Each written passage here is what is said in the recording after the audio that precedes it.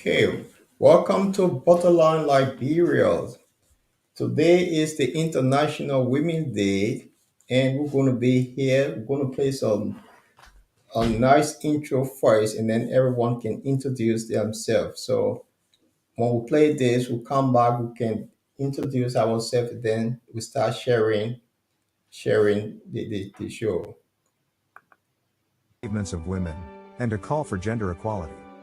The first International Women's Day was observed in 1911, and it was inspired by the growing women's suffrage movement in Europe and the United States.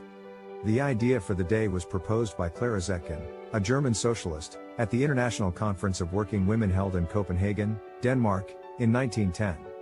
On March 19, 1911, International Women's Day was celebrated for the first time in Austria, Denmark, Germany, and Switzerland.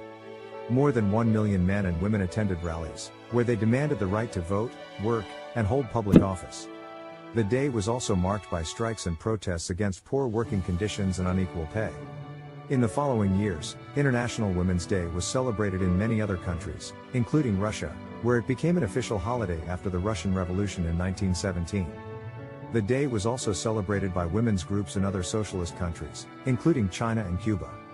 During World War II, International Women's Day became a way to honor women's contributions to the war effort and to advocate for peace. In the 1960s and 1970s, the women's liberation movement brought renewed attention to International Women's Day, and it became an important platform for demanding equal rights and opportunities for women. In 1975, the United Nations began celebrating International Women's Day on March 8, and in 1977, the UN General Assembly adopted a resolution calling for member states to recognize March 8 as a day to celebrate women's achievements and to promote gender equality.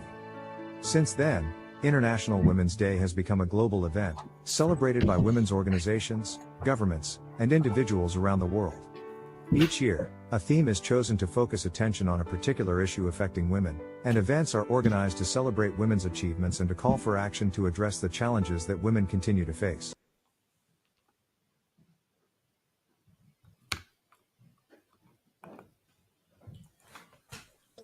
Hello, Dr. Kumar, you all right? Hello, dear Marie. Thank you very much. I'm doing Okay. well. Thank you for your invitation. Hello, Carrie. Carrie is here as well. Hi, ladies. Hello, Carrie. It's good to have you back on this program. The last time we watched you, you was great. Welcome to the Borderline. Thank you, Paul. It's a pleasure to be back again. Thank you for inviting me, Maria. Yes. Or Marie, Yeah. sorry.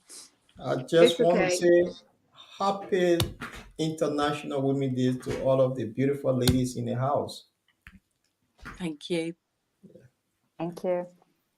So, Marie, Welcome to you beautiful women.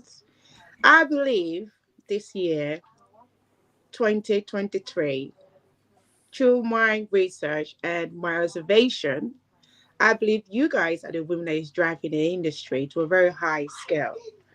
So I just couldn't when I put together the trying to put together the event. I said I have this are the three women that I believe I've been coming around the business environment, but this three women just kind of I can't accept you guys. It's just you guys are amazing. So just want all of us to join here tonight and celebrate International Women's Day because we're all women and we are powerful.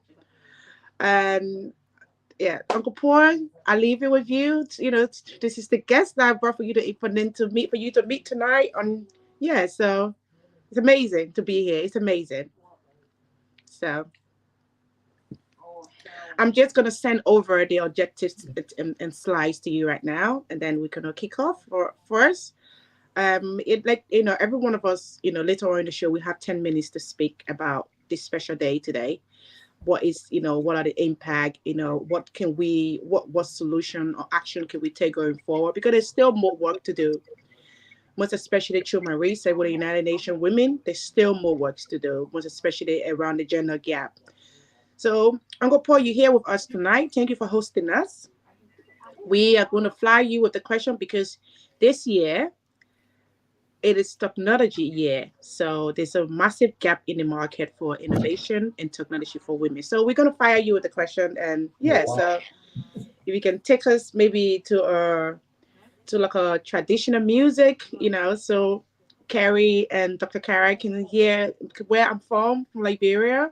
They can see my cultural music as well. So yeah, it would be great. Then we can share the shows to our friends, family, let them join in tonight because it's a special night for women. Great. It's good to be among you great ladies here tonight. And then it's saying it's International Women's Day. I will sit back, enjoy the show, and to start, we were going to play a traditional music from Liberia while we're sharing the show. So I hope you sit there and enjoy this music, and later on, probably Marie might interpret in her own way if she can remember. So I'm going to start this, and then we share the show.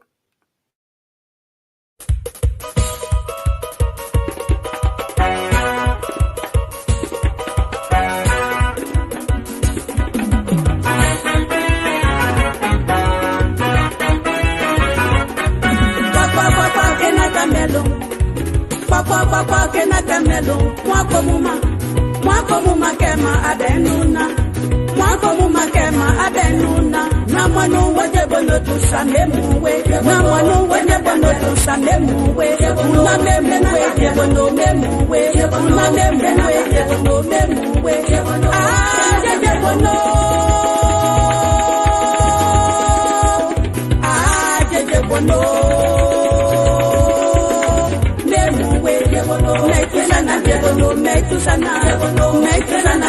Metusana, ya kaima wala de la idiamana, ya kaima wala de la idiamana, ibentona, jebono ibentona, jebono inventona, jebono, metusana we, metusana we, metusana.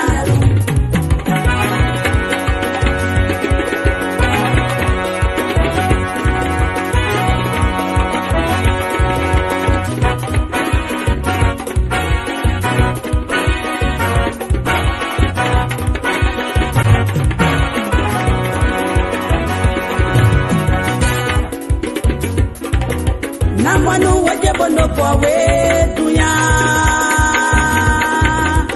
late mayi weje bono late mayi weje bono late mayi weje bono na me mai la je bono na me mai la weje bono jeje bono jeje bono jeje bono late mayi weje bono una je bono una je bono una jebono ana mono waje bono tusa na me mala jebi abentuona ebuya waje bono boy jebono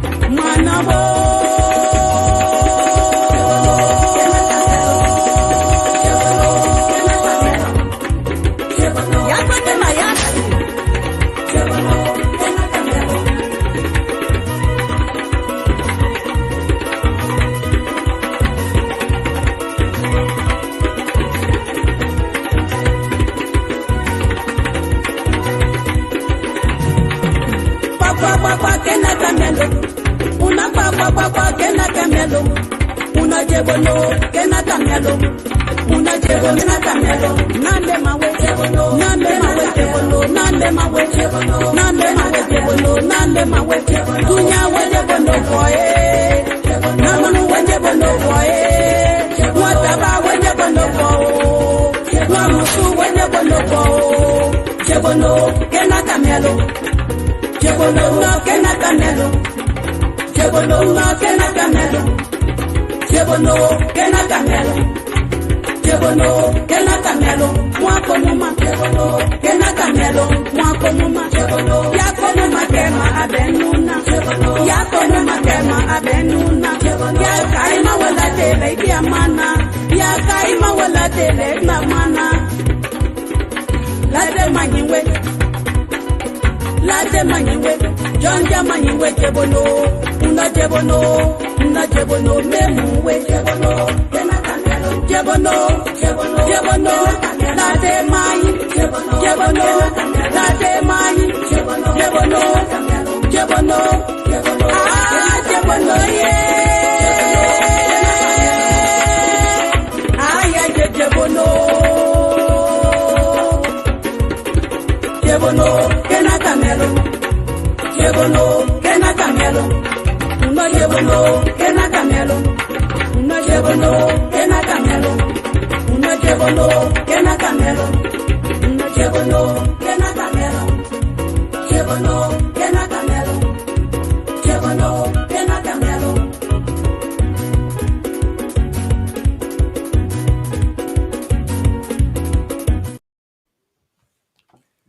Great. Welcome to the Bottle Liberia. Today is another edition of the Bottle. Today is International Women's Day, and we have within the house the powerful great ladies here. Welcome to the Bottle Liberia. Gary, I'll ask the ladies to kind of introduce themselves to start with. Begin with Dr. Carol. Thank you, dear Lord Chalopi, dear Marie, dear Carrie. What an absolute delight to be with you tonight. Thank you for your invitation. I'm a social entrepreneur based in London. I'm working to promote a Japanese concept of Society 5.0, which is a vision to utilize latest technologies to achieve sustainability-related goals.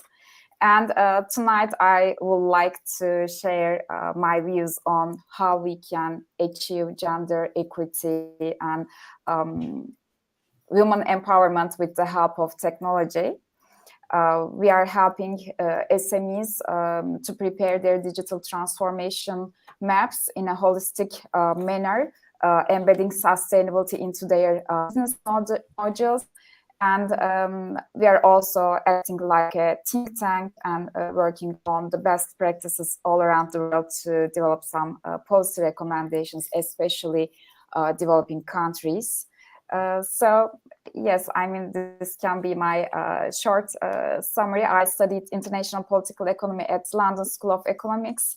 I received my PhD on international political economy again at Ankara University, which is my home country.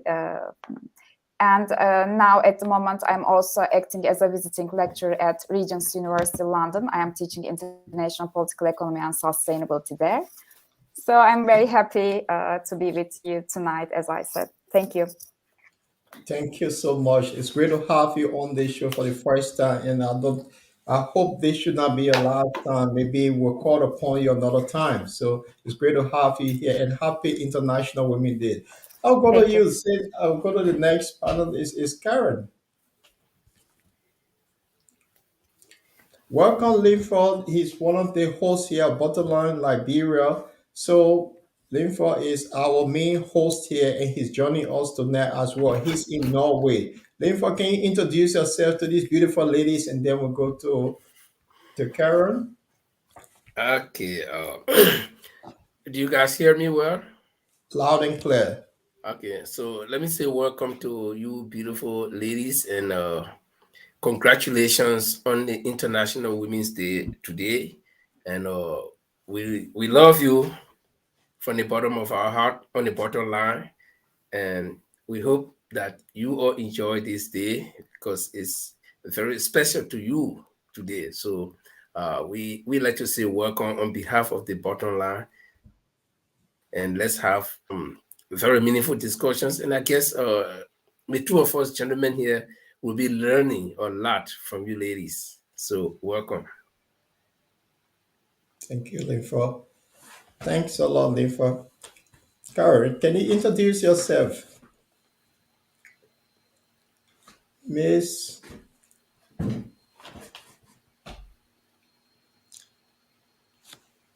yeah, Hi everyone. It's Kerry. Karen. It's an absolute delight to be here this evening. I'm based in the West Midlands in Birmingham, in England, and I met Marie on a networking event a couple of months ago now. So it's an absolute pleasure to be here. So a happy International Women's Day to everybody. We're all contributing to make a difference in the world and in the workplace that we exist and live in. So it's wonderful to be here today, and I've been seeing loads of people supporting International Women's Day in different ways today on LinkedIn. It's been amazing. Just a little bit about myself. I'm a mental health trainer and consultant, and I've been working with organisations now to remove stigma in and out of the workplace where mental health is concerned. I did my training with a company called MHFA England in London 7 years ago, and since then I've been on a journey with many businesses, organisations to improve language literacy and recognise the signs and symptoms of mental health in the workplace. So it's having better conversations, increasing productivity, absenteeism and presenteeism, and what a journey it's been. Working with some wonderful women making a difference in the workplace. I think there's still a lot of work to do with men to remove the stigma towards mental health with men and getting men talking more. So I'm seeing that there's a big gap there still that we are increasingly working on, from CEO level to bottom line production level. So it's a pleasure to be here this evening.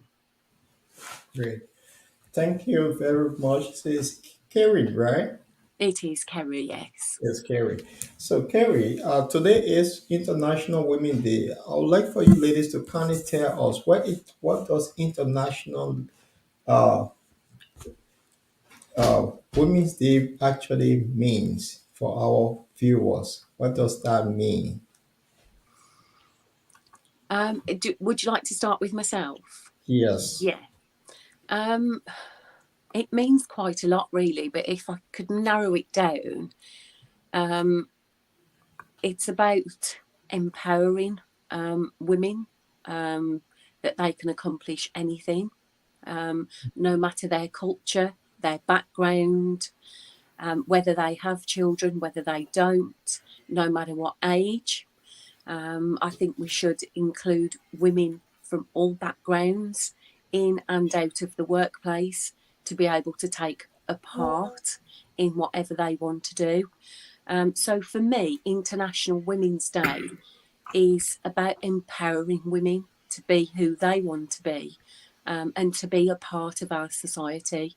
Like I say, regardless of culture, background, age, whatever it is, I think it's about encouraging women to be and to be able to play their part, whether that be big or small. It's quite a lot, I know. It's quite a lot there, but it's very and encouraging women to take action and focus. Right. Dr. Kira?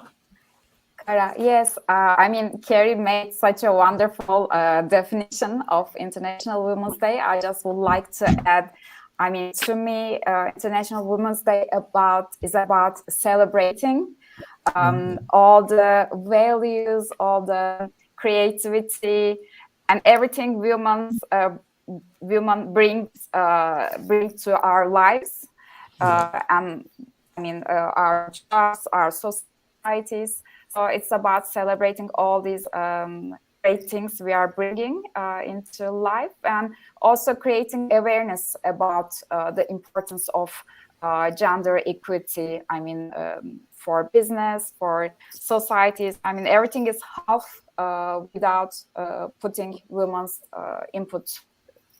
So gender equity is very crucial for both businesses and societies. Right. Thank you so much. Before we bring in Marie, I just want to play this little intro we started, but since we have our viewers now, is regarding the International Women's Day. So I'll play this while we get Marie on. IWD is a global day celebrated annually on March 8th to celebrate the social, economic, cultural, and political achievements of women, and to call for gender equality. The first International Women's Day was observed in 1911, and it was inspired by the growing women's suffrage movement in Europe and the United States. The idea for the day was proposed by Clara Zetkin, a German socialist, at the International Conference of Working Women held in Copenhagen, Denmark, in 1910. On March 19, 1911, International Women's Day was celebrated for the first time in Austria, Denmark, Germany, and Switzerland. More than 1 million men and women attended rallies, where they demanded the right to vote, work, and hold public office. The day was also marked by strikes and protests against poor working conditions and unequal pay. In the following years, International Women's Day was celebrated in many other countries, including Russia, where it became an official holiday after the Russian Revolution in 1917. The day was also celebrated by women's groups in other socialist countries, including China and Cuba. During World War II, International Women's Day became a way to honor women's contributions to the war effort and to advocate for peace. In the 1960s and 1970s, the women's liberation movement brought renewed attention to International Women's Day, and it became an important platform for demanding equal rights and opportunities for women. In 1975, the United Nations began celebrating International Women's Day on March 8, and in 1977, the UN General Assembly adopted a resolution calling for member states to recognize March 8 as a day to celebrate women's achievements and to promote gender equality. Since then, International Women's Day has become a global event, celebrated by women's organizations, governments, and individuals around the world. Each year, a theme is chosen to focus attention on a particular issue affecting women, and events are organized to celebrate women's achievements and to call for action to address the challenges that women continue to face.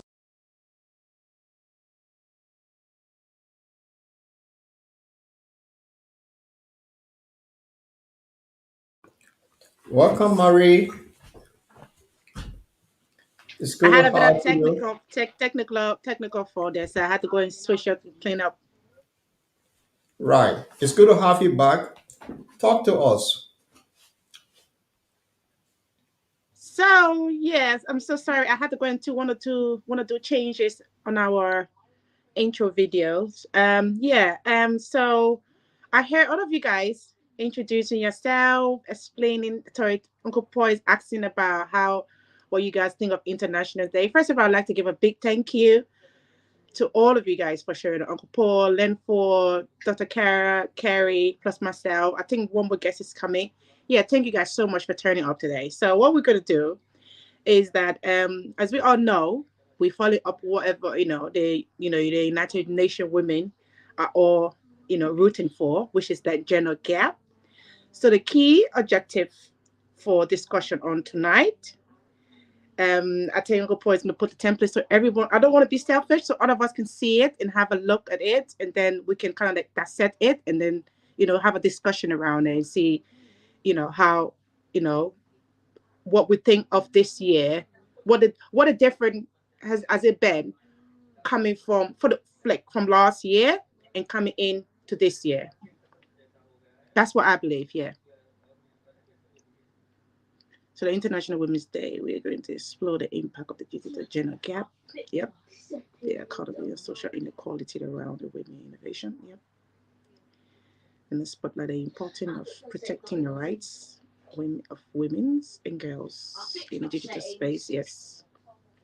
So yes, so that's what we're going to do. We're going to focus first on the objective first, before we go down to the benefit, because that's the takeaway. That's what they're going to take away from us tonight. So by the time we finish explaining, watch enough of our videos, have a discussion, then we can give them the benefit.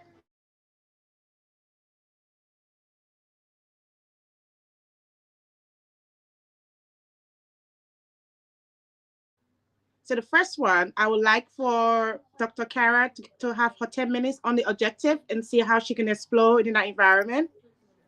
Okay. All right.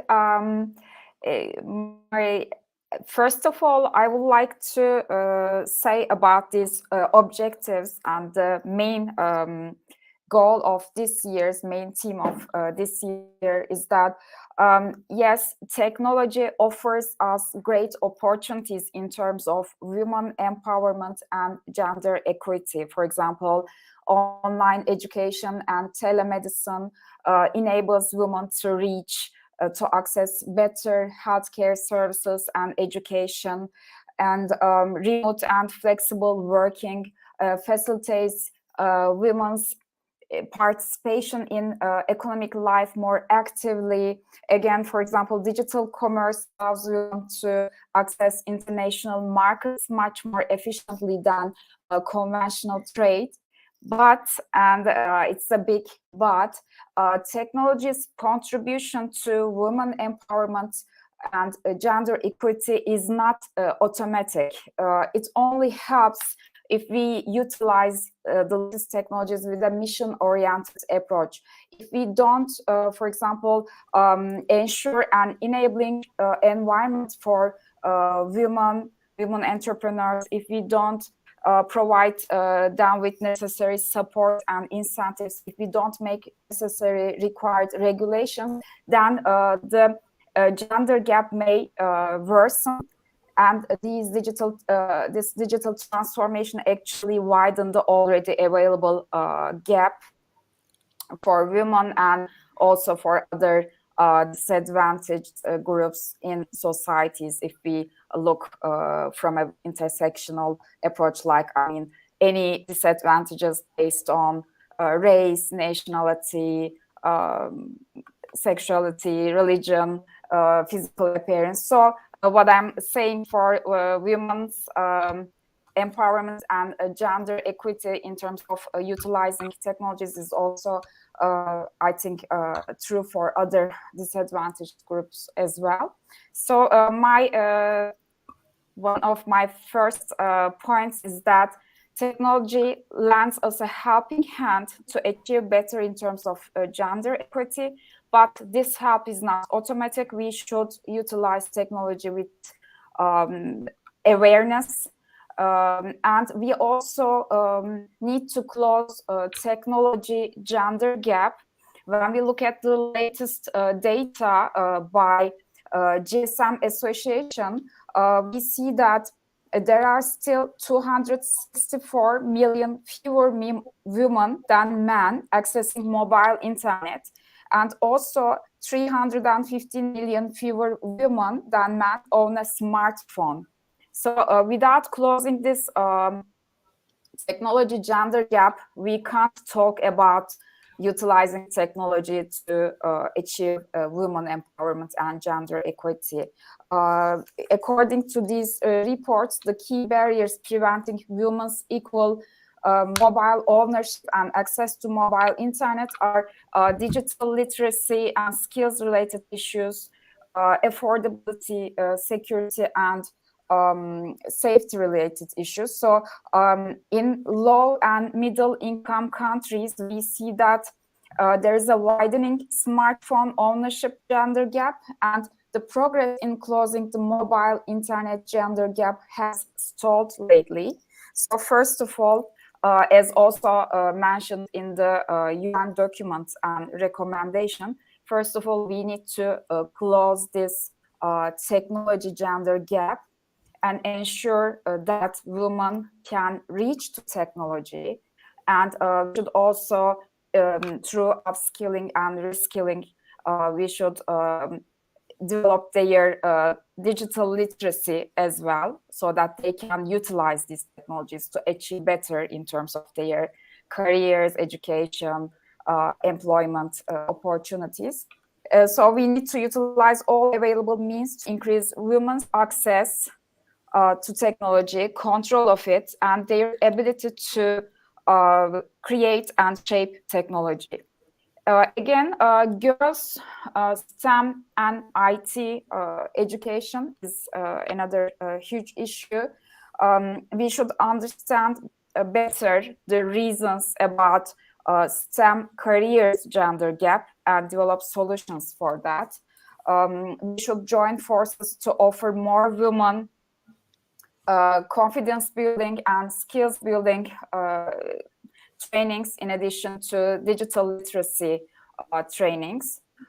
And for business, we also should underline the fact that diverse talent brings greater financial performance for businesses. So they need to be aware of the importance of gender diversity, and they need to take in consideration in their employment policies. And finally, I would like to say that we should benefit from digital technologies, for example, utilize opportunities like e-commerce, cross-border e-commerce platforms, because when we look, we see that they act as a natural small business accelerator for women entrepreneurs. They enable women to reach foreign markets much more easily because they provide online logistics solutions, online payment solutions, and opportunities, better opportunities for access to finance, access to know-how, and making it easier to sell their products, also without facing with discriminatory behaviors, because sometimes we even can have unconscious biases. They are so embedded in our cultures. We also need to take some training to realize that we have some unconscious biases against women. So we should utilize opportunities like e-commerce, and we need to talk more about artificial intelligence ethics, machine biases, because, for example, companies try to ensure gender equity. They would like to improve their performance in terms of diversity, inclusion, and equity. And they would like to use artificial intelligence to ensure their recruitment policies are more diverse. But for example, when you apply for a job, the company or the institution you are applying are asking questions like, what's your gender, what's your nationality, whether you used free school meals when you were going to primary school, whether your family, what was the professions of your family. So very detailed personal information they are asking. The main aim is to improve inclusivity, inclusion, and diversity. But we have to be sure that artificial intelligence does not have any biases, and the data we provide, if we choose to provide, I mostly say prefer not to say, because I can't be sure about whether it is going to be used for inclusivity purposes, or it can be subject to racial discrimination by the AI algorithms. So we need to be careful about this machine bias, and we need to talk about AI ethics more to ensure that technology helps women empowerment and gender equity. These are my main messages I would like to give this evening. Thank you so much. That was so interesting to hear from you. And I took some note downs, but later on we'll touch down on it about some of your concerns. So we'll touch down on that later. So Carrie, would you like to look at the objective again and see how you can kind of like, see how you can help the audience understand? Yeah, there's just a few things that I want to touch on really, and it's been mentioned by the doctor there about unconscious bias. I think recruitment and selection has got a lot to do with it from the beginning phase of recruiting women in technology today. For one example, I know an organisation quite close to me here, and there's only one woman out of 30 people in that IT organisation working there. And I know plenty other organisations where it is top heavy with men. So first and foremost, I think that unconscious bias needs to be untapped as to why they're not recruiting more women into technology. Equality and diversity needs to take play, perhaps there, to give women more of a platform to work in technology. And also the training that's provided towards digital training. Again, we see more men who are training in digital literacy than women. Why is that? Why is it that women aren't training in that area? Is it because more women are born and they are born to be carers, so more women go into teaching because there could be an unconscious bias about men in primary school teaching, and also women sometimes go into nursing jobs as well. So there's a few things to take into consideration why there is a huge gap. I have been looking at some of the safety issues as well that brings my attention to. Do women feel safe in those kind of jobs? Women are 10 times more as likely to experience abuse online than men. So that's food for thought as well. And that can be towards a bit of physical abuse online and also sexual abuse as well. And then that can link into poor mental health. And also withdrawing from social media. The doctor mentioned there about how many men, I think it's 350 million men have access to smartphones. Again, are we looking at the safety control for women? And also, what are the higher bodies like Instagram? What are they doing to keep women safe online? Are they doing enough?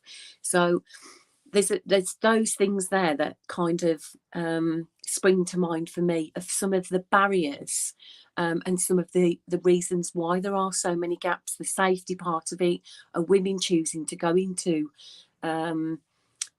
technology based roles because of safety issues as well in the community. So there's just a couple, like I say, a couple of things there that stand out for me why there is still a big gender gap. And what are companies doing to draw in women to work into this job market? What are they actually doing? Because we need to see genuine action as a focus. Start fixing the problem and doing, being more proactive to encourage and attract women who have got talent to work in organisations such as IT. I hope that's helped. That's really good. That's really, really good. Like, I'm really learning. I won't use the word learning, but I'm really taking it in. So, Uncle Paul, so, you hear Dr. Tamara and Carrie, you've been into the AI industry for many years.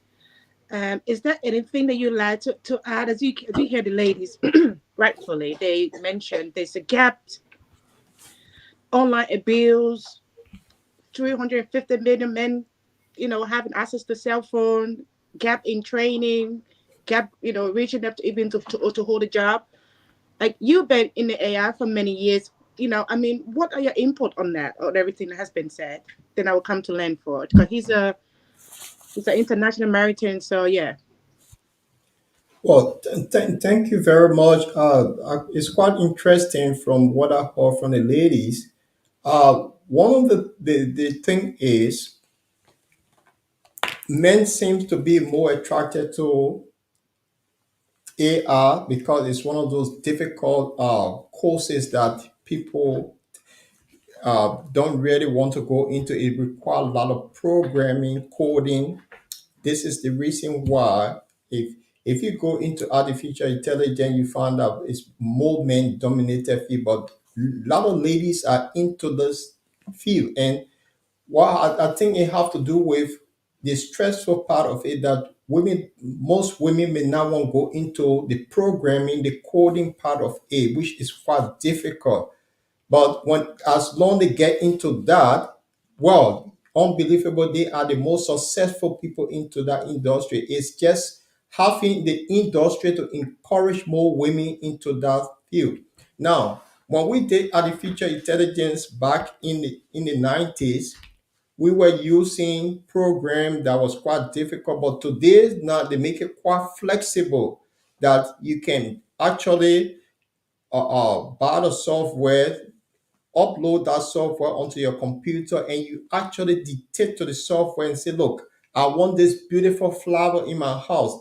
Based on your description, the software will automatically do it. So what required for most companies to encourage a lot of women to go into the industry, because when they get into the industry, the better off than men in terms of understanding. So I look at my work colleagues, they are females, but trust me, those are the ones we depend on all the time, because the way they see things, men don't see it that way. So it's more encouraging the industry to bring more women into the industry, which is lacking at the moment. So I understand why you guys are seeing women tend to go into social work. They find it most easier. They tend to go into nursing. But when it comes to the technology bit, they kind of shy away. It's just few women that break into that. Even you look at engineering as a whole, women tend to, I was in the USSR. Most women are into engineering than men. So it's the other way around. In the UK, women tend to go into social work and other environments. So yes, that's the reason why I think we need more women in the industry. Marie, so I guess the doctor here might share similar thing. Yeah. Yeah, Dr. Kara, Dr. Kara is, we'll come back to her later. But Lenfor, is it okay for you to kind of like give us a bit of insight into your work as well? Okay, thank you very much. I think by way of career introduction, I forgot that part. I studied first as a journalist and worked for like 11 years, and I still practice as a journalist. And then when I moved to Europe, not by choice, but I went into another profession, and that is in the maritime industry.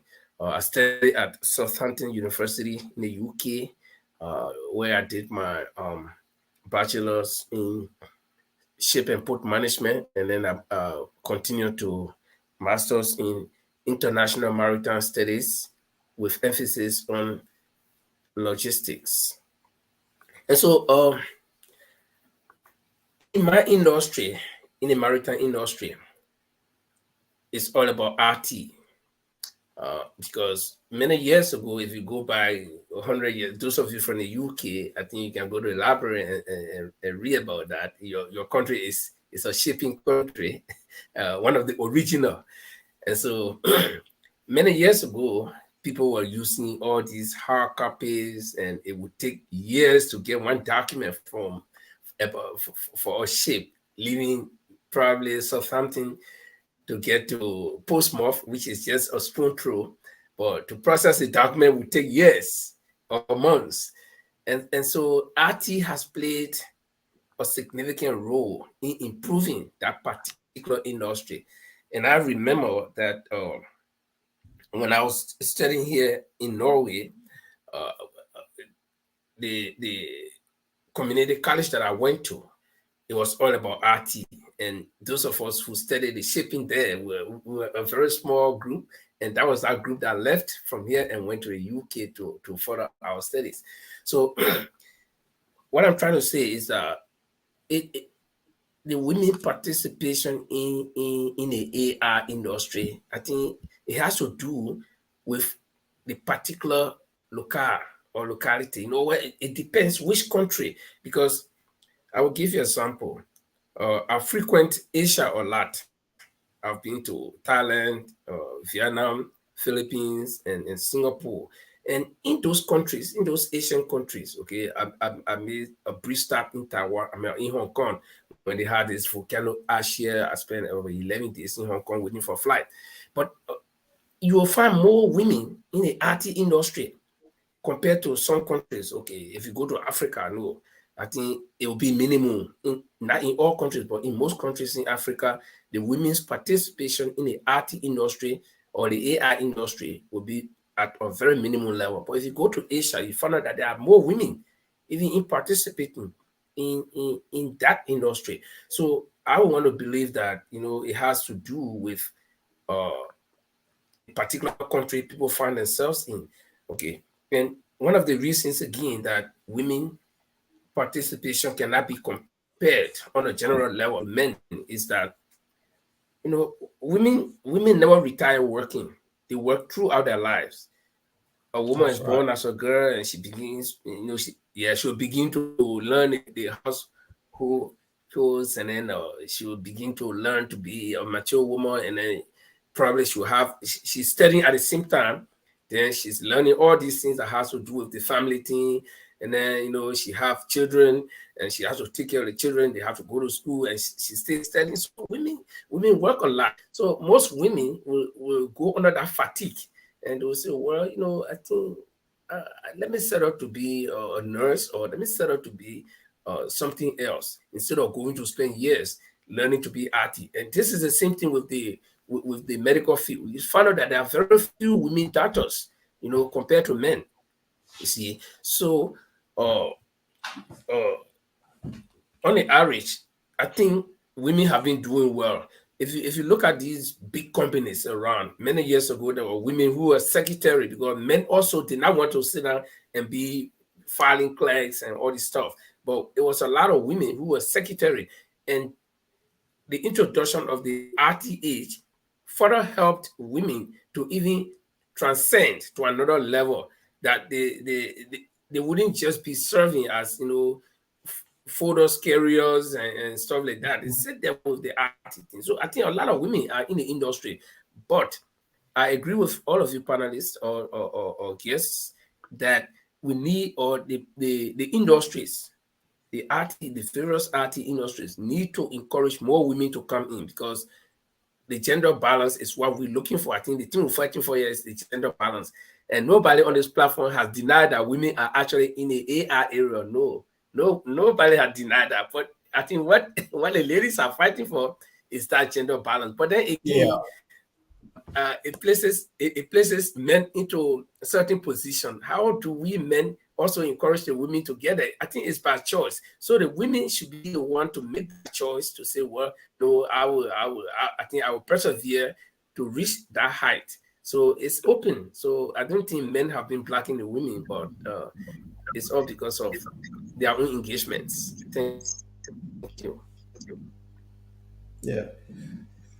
Oh, Hello, Dr. Andrea. Okay, sorry. Uncle Paul, you could. no, go on, Marie. Hello, Dr. Andrea. You right? Yes, I'm good, thank you. Welcome.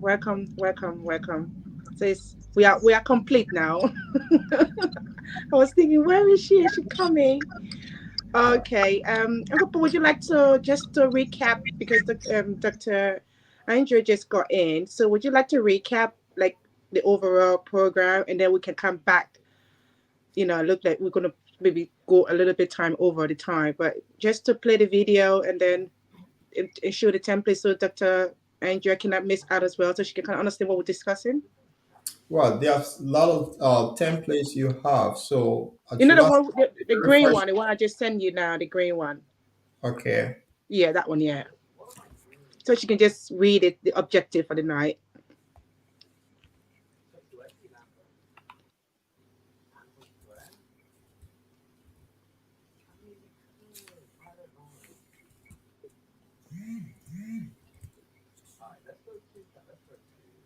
Okay, that's fine. Okay. Yeah. Okay, before she comes in, I wanted to add something to what Linford just said Yeah, me about. too. He was getting very interesting. And the thing is, I think it's also have to do with the country. When I work with, first of all, I've been in the industry for over 21 years, IT. I work with GlaxoSmithKline client as a computer engineer there. I did information system design. I design databases for large corporation, and then I work with IBM and also Hewlett Packard. What happened in India, we have IBM side, and then we have Hewlett Packard side. There were a lot of women were encouraged to go into the industry. So And in America, Silicon Valley, they were recruiting a lot of women from India. So it depends on the country. So, for example, in the UK, if the UK decide to invest in a lot of women to go into the industry, I don't think they will shy away. They will do that. So I think it left with the companies that are putting effort to get more women. So if you say, for example, IBM in the UK want to have 35% of women and 40% men. That encouraged a lot of women to go into the industry. They should have that room for them. It should be for women only. That's how I see it. I just want to throw that in there. Thank Yes, you. fine. Dr. Andrew, would you like to introduce yourself to us, please? Good evening, everybody. It's nice to be here. I'm Dr. Andrea Haasma. I qualified in medicine, but then I moved into alternative therapy. I have my own business. I'm very interested in the mind-body connection, and I help women pursue what's important to them without feeling guilty. Thank you so much. Welcome to International Women's Day in the Bottomland, Liberia.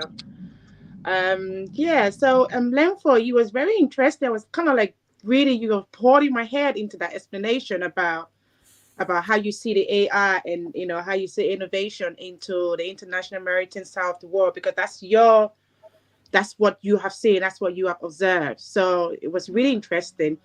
So we will just move on just real quick and then go to Dr. Andrea and let her, you know, kind of like basically, Dr. Andrea, what we're doing, we're just exploring, you know, because the themes for this year is innovation and technology, which means digital all. Everyone should be involved in digital. There shouldn't be a gap, because so it's like what Lenfo was saying, women are just looking for that balance. Whereas we know we say, okay, the men are doing it. Like my uncle mentioned, more women are kind of be afraid to get into coding. So we'll get to that because that's so important. I really, he said this before on one of the previous show, and I walk away with it. I was thinking, I said, what does Uncle Paul mean by that? Like, you know, what is that? So I need to, since he's here tonight, I'm going to ask him. Maybe he might give me one or two answers. So Dr. Andrea, would you like to give us a little bit of insight into your world, and most especially around digital and technology? So I don't think I've got anything to add about digital and technology, because I don't work through that medium. I work through the mind-body connection. So I help women explore the connection between their mind and their body and the emotions and beliefs which have that physical effect on them. Great. That's so so and your on your side of the world, is there any way that for innovation, most especially trying to bring in technology, can fit in? In what I do? Yeah, like because I know you help. Yeah. Yes, and I'm not involved in technology. I'm involved in helping women explore their emotions and their beliefs and how they affect them physically. And so that's still innovation. That's innovation. So you're more on the innovation side, right? Some devices on, sorry. Somebody's listening to a device, so if you just lower the volume, then you will not have the feedback.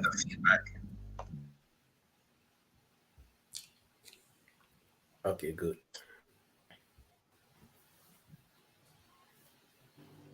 So Uncle Paul, what I'm gonna do, I want you to kind of give us a little bit of insight into that coding bit. I just want to be nosy in that side.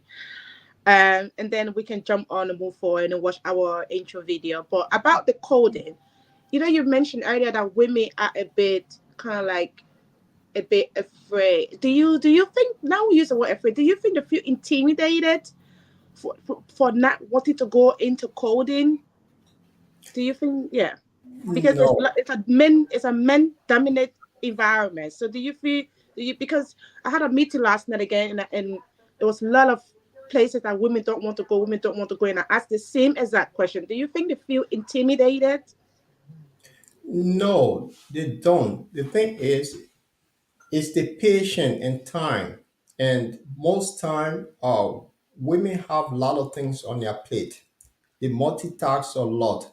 So for programming and coding, you have to have time and no one interfering with your time. So, for example, if a female have a lady have a baby and she's into that area and then she want to care for the baby, she does not have that time. So when somebody who have time, they can put all their effort into that. So that's one of the things. So because of the time, it's time consuming. Sometimes you program.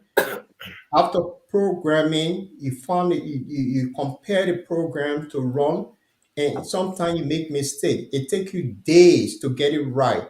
And if that time is not there, you get frustrated because it's something that you keep going over and over and over until you get it right.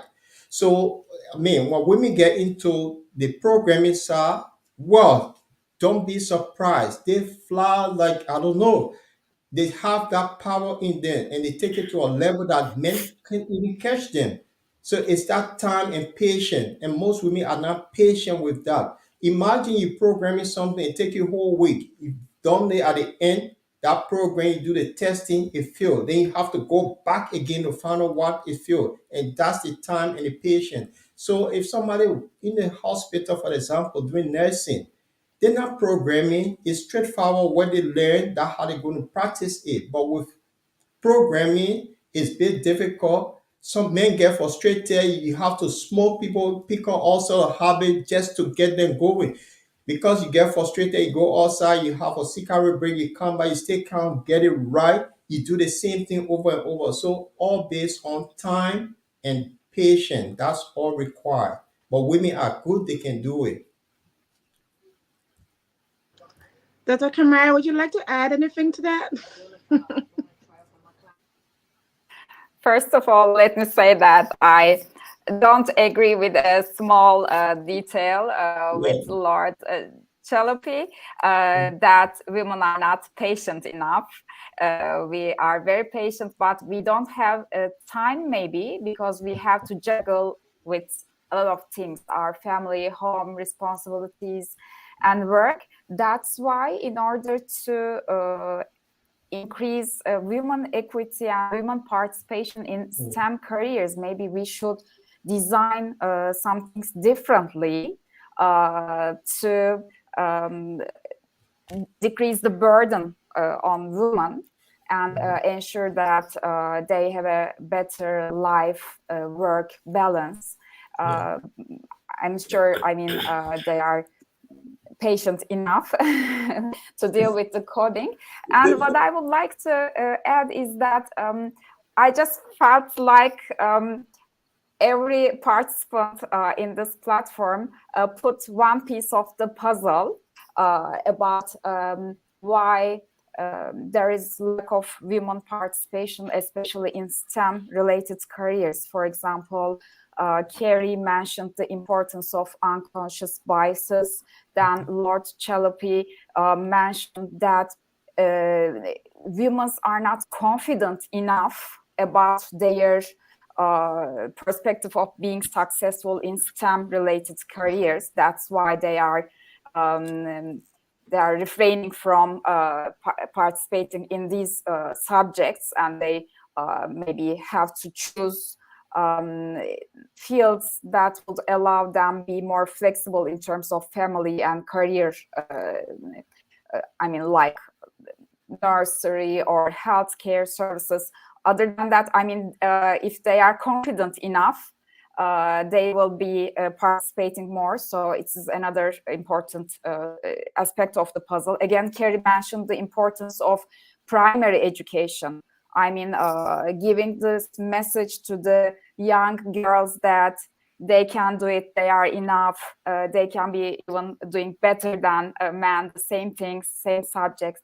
They can, maybe we can give them not only baby dolls, but also space, toys. And again, Linford mentions the importance of cultural differences. He gave the examples different from Africa, South Asia, India, how in different countries, different cultures, women's behavior can change. I mean, their approach to STEM related jobs can change. So cultural differences are important.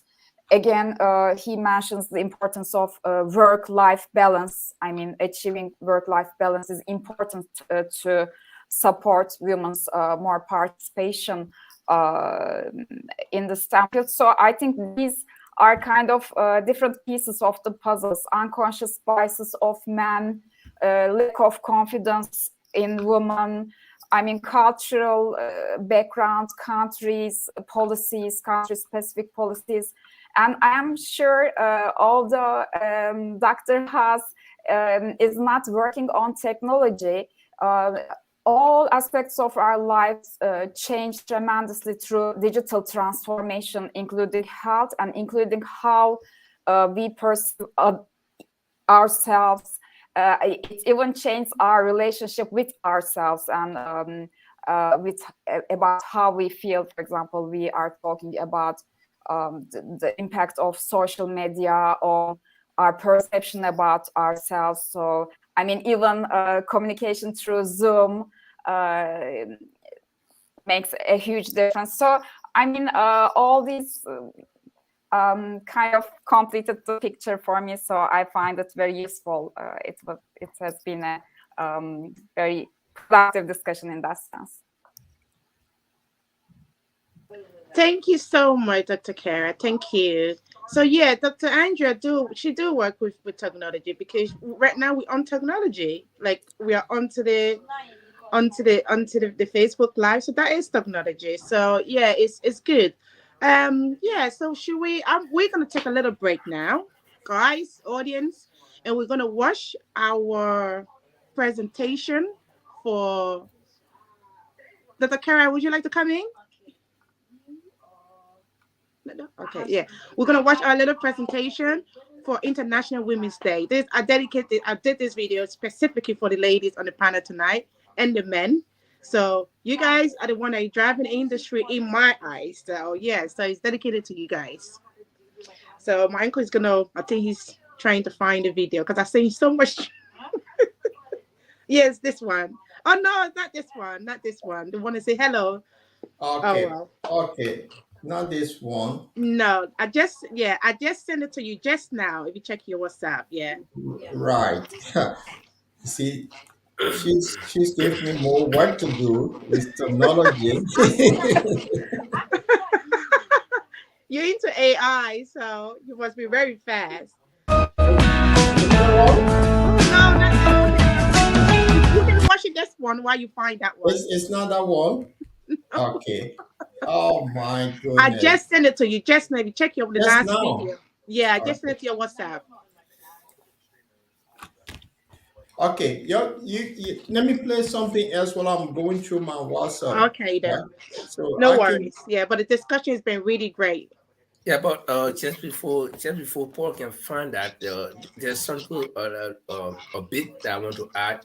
You know, technology, because Dr. Host, if I call you Dr. Host, do not, because in Norwegian, if you have a double A, it becomes like something we call O. So I find it very often. I will always say host instead of say house. So Dr. House,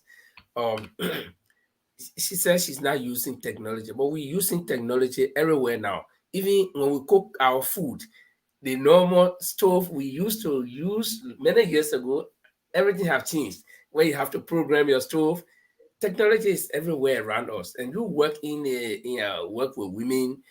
I guess you use the internet a lot to convey your message. So technology is around us everywhere.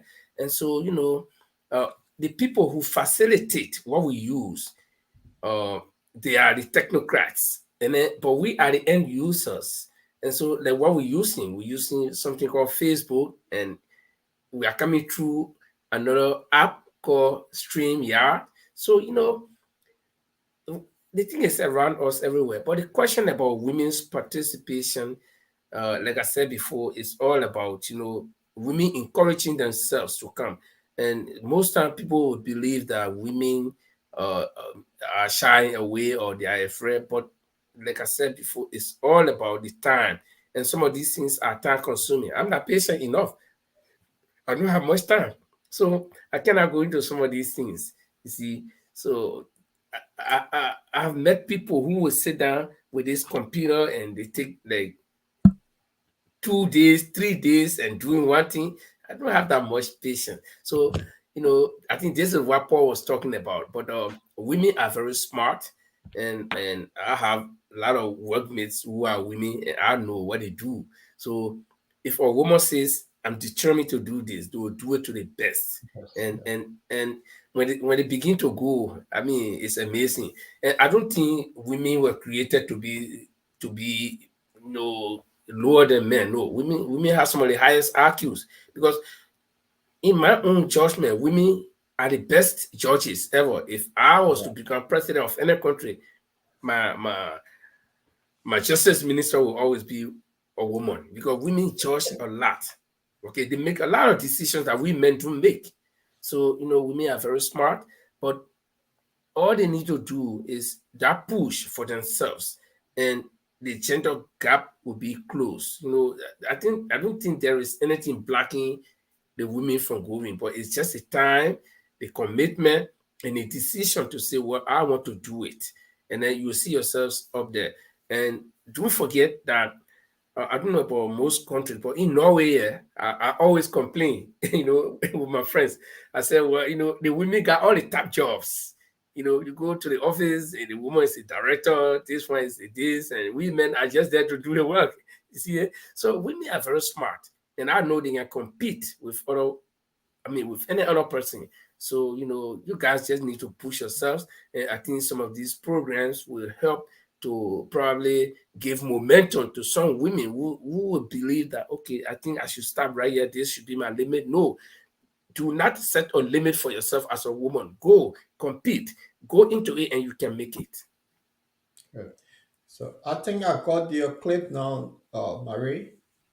That's really good, Lenford. That's really amazing. That's inspiring. Yeah, and even last night, when I was at one of the International Day Women event again, like what Dr. Kara mentioned, that us women should stop being apologetic. That was also mentioned there as well. As a women, very, very, they're very sympathetic. They always feel emotional. They always want to say sorry.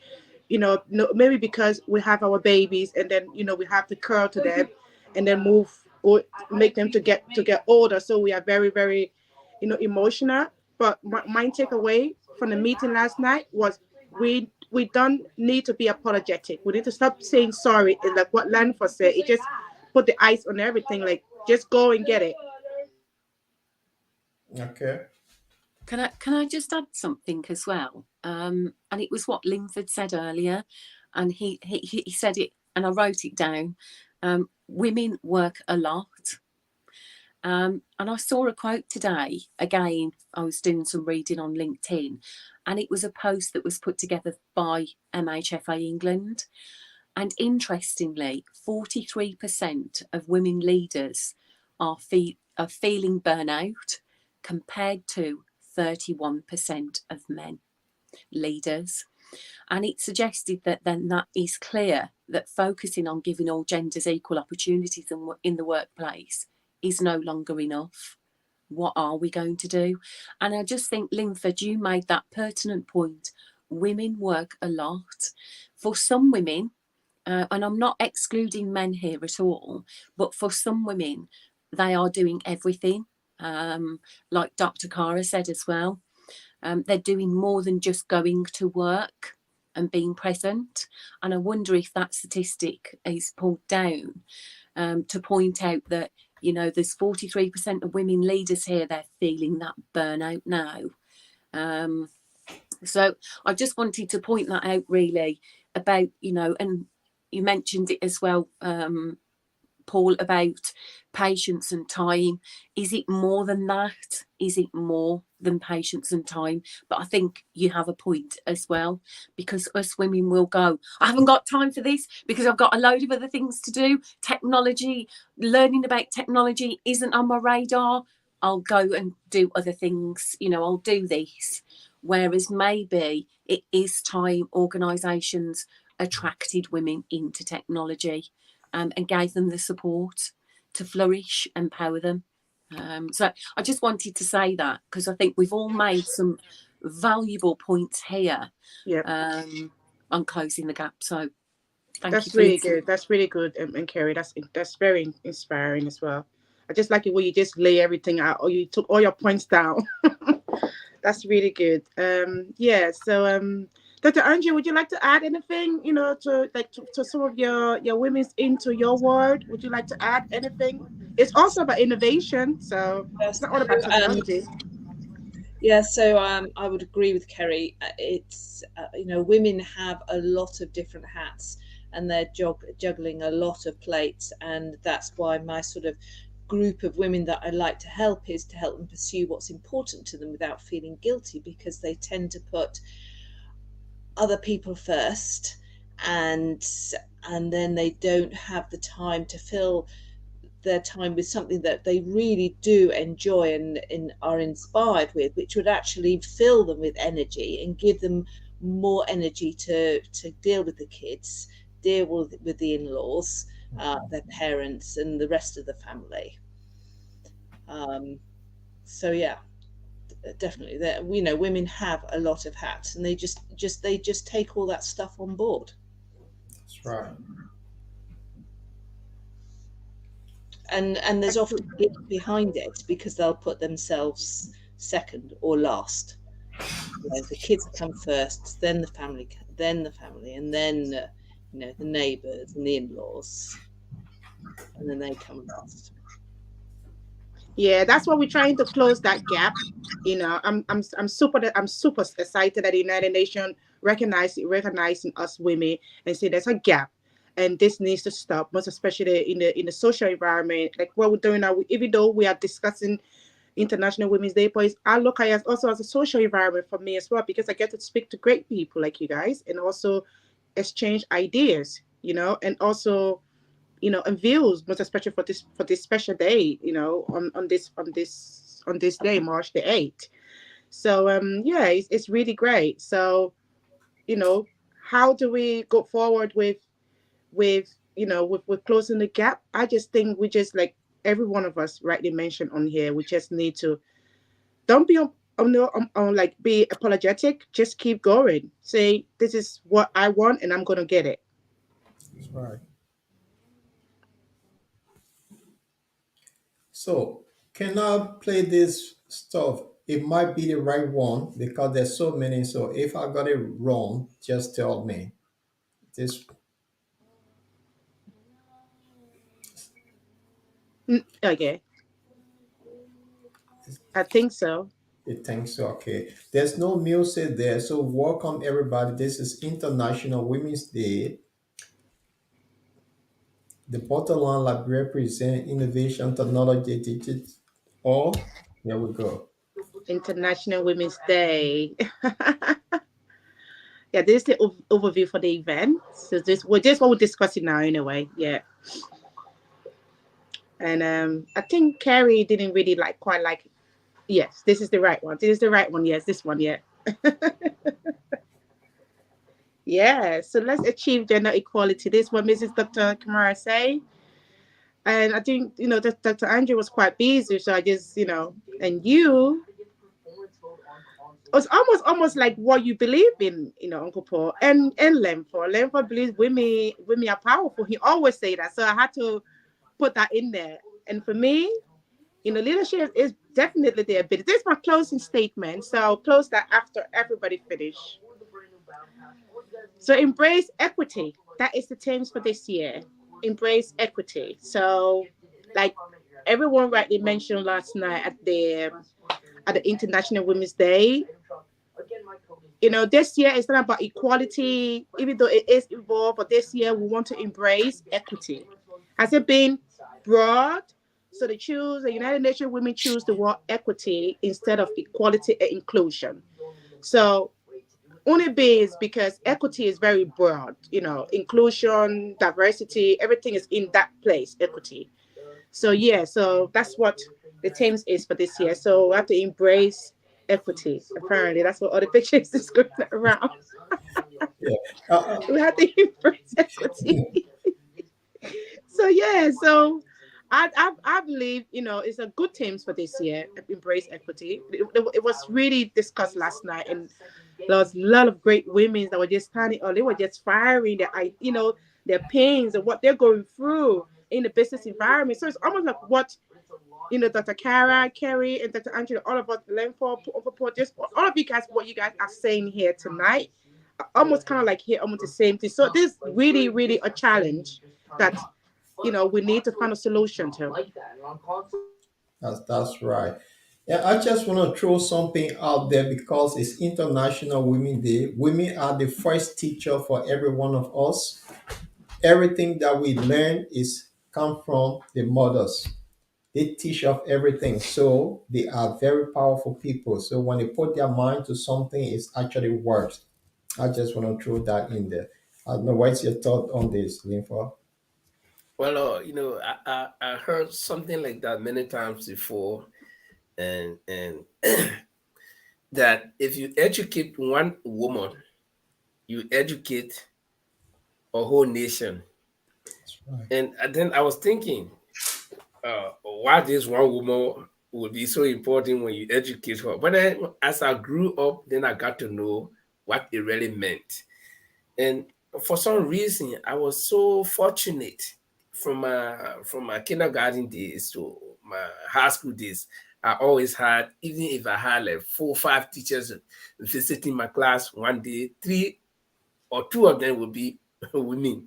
So, and I learned a lot from my women teachers because their style of presentation, the patience they had with us as students were quite different from the male teachers. The male teachers, they will handle you anyway, anyhow.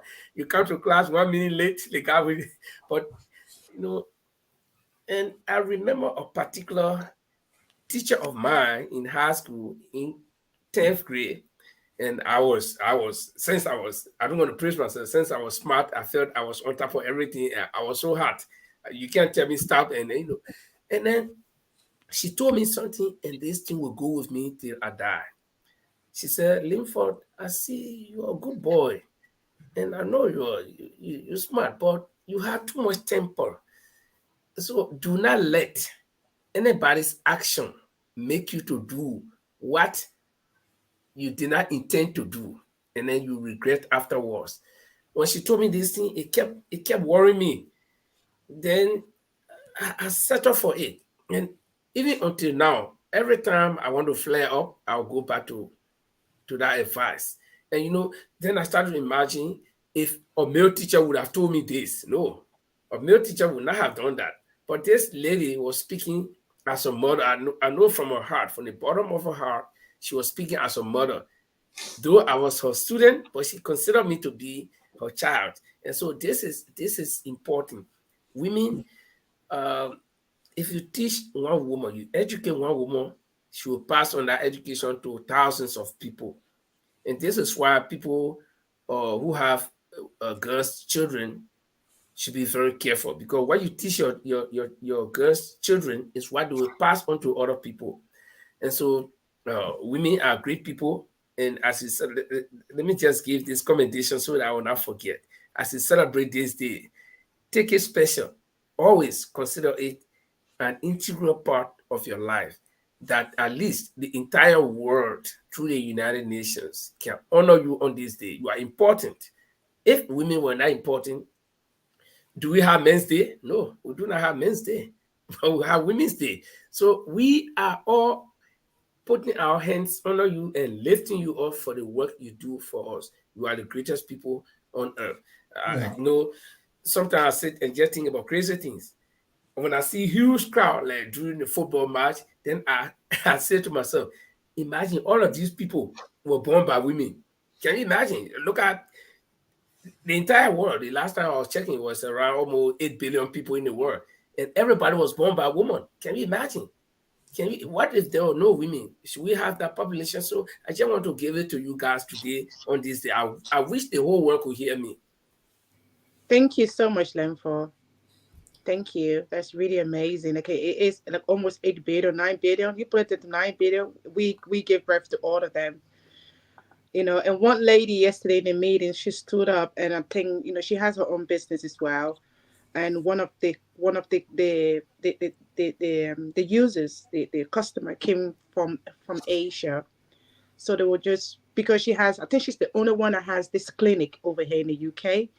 So this client is a male. He came from Asia, and he was looking for this clinic because I think he has a problem.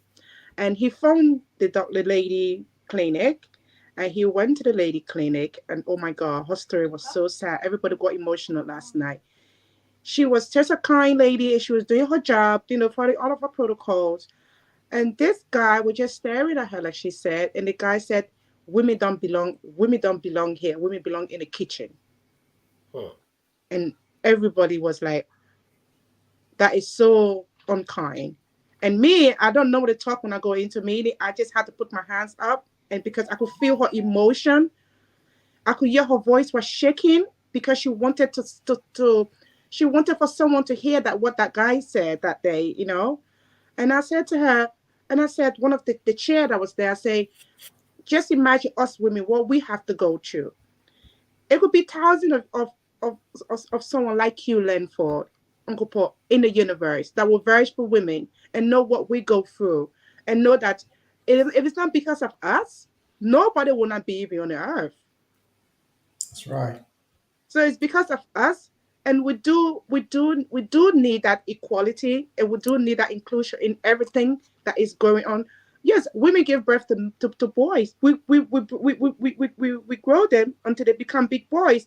And then because he's a big man, he's going to go on top of his sister. It shouldn't be like that. Yeah. So, what she said last night, I don't normally talk when I go to meeting. I'm always just laughing, messing around, But last night, I could hear the lady voice was shaking. She was talking, and her voice was shaking. And I just had to say, I'm so sorry. That guy does not need to come over here, because he is not one of the guys that, that love women, or not. I won't use the word love, but even appreciate women.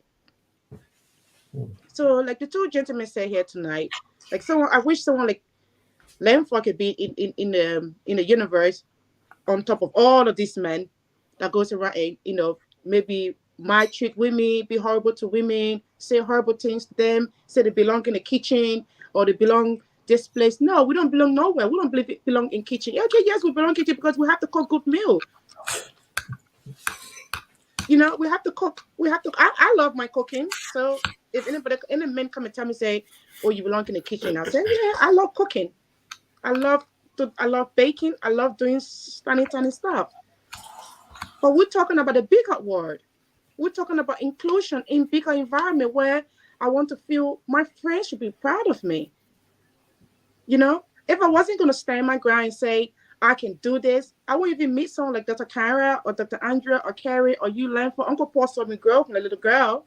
But if I wasn't going to challenge myself, I wouldn't be where I am.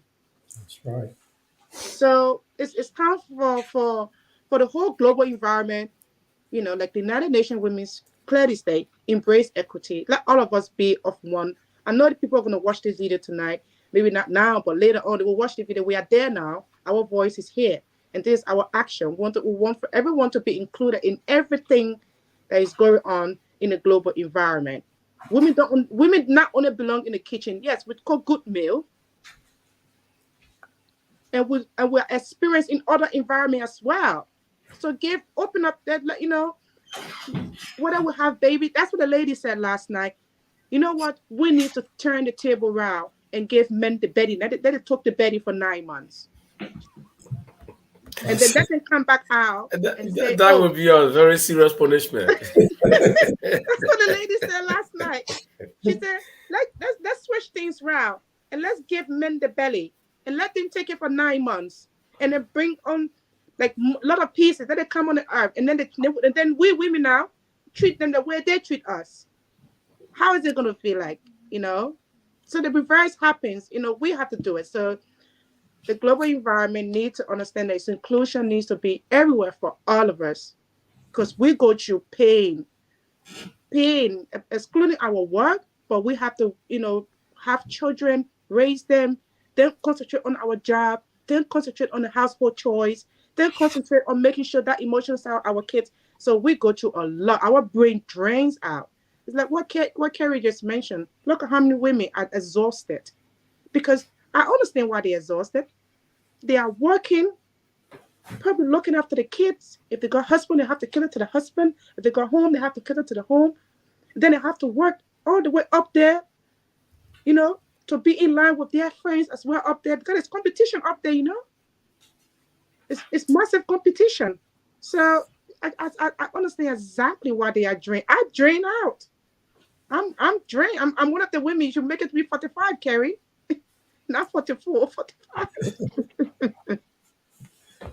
Yeah.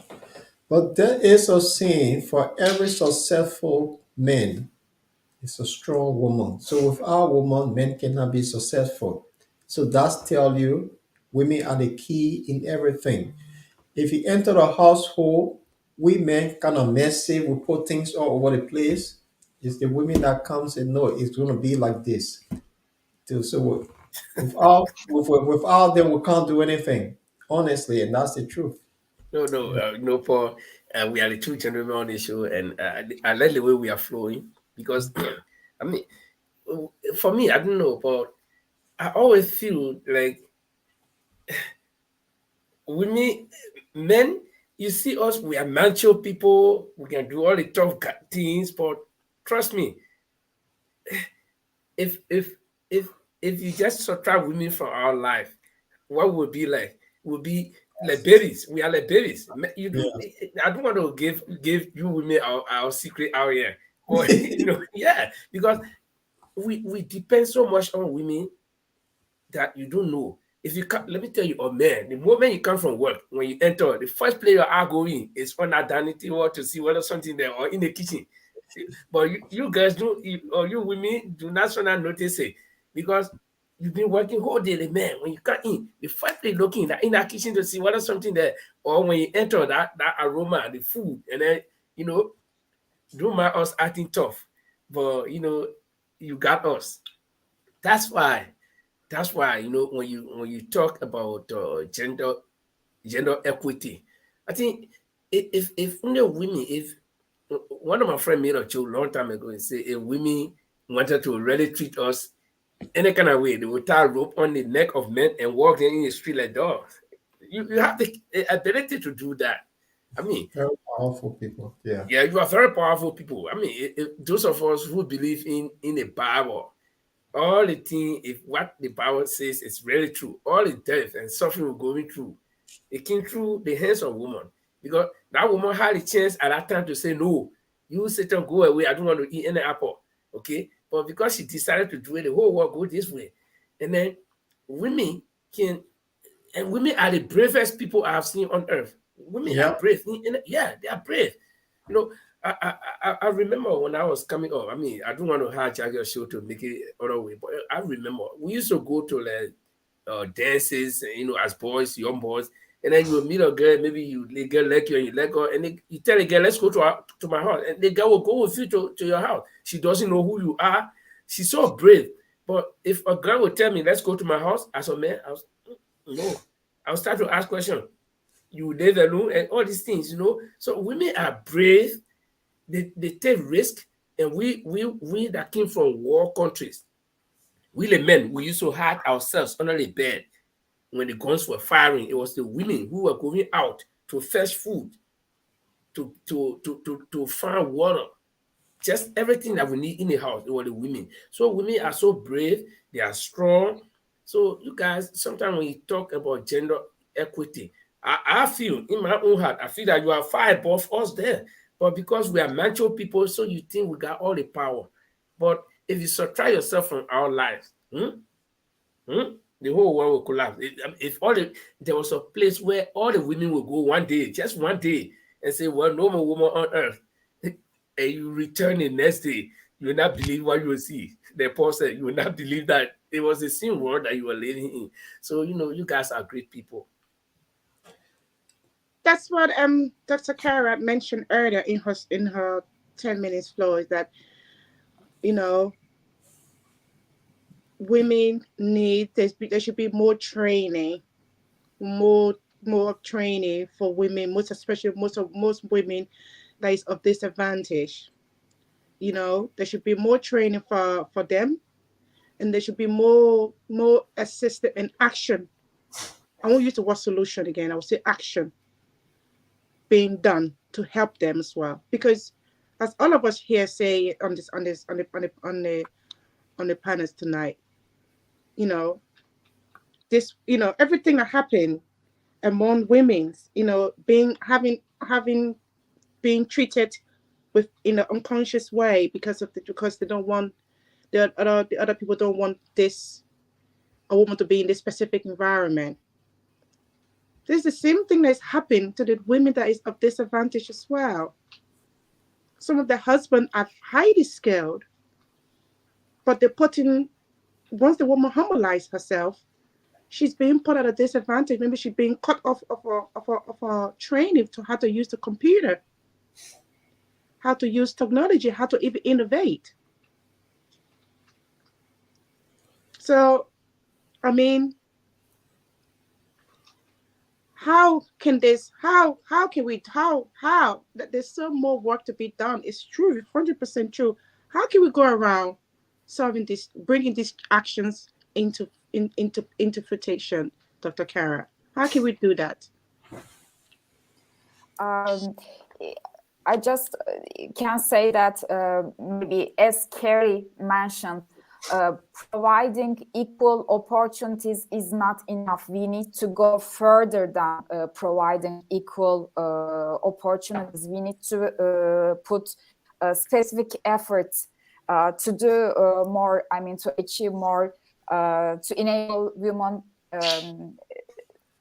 achieve better things in life. I mean, just providing equal standards or opportunities is not enough.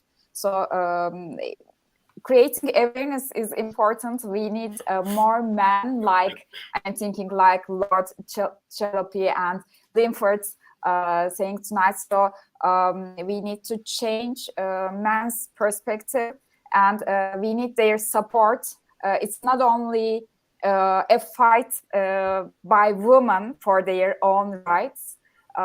We are doing our best to achieve more, juggling all these things, all this stuff, trying to balance our family responsibilities, our responsibilities regarding with home, and doing our best to carry out our work as successfully as men. So we are having burnout, we are feeling tired.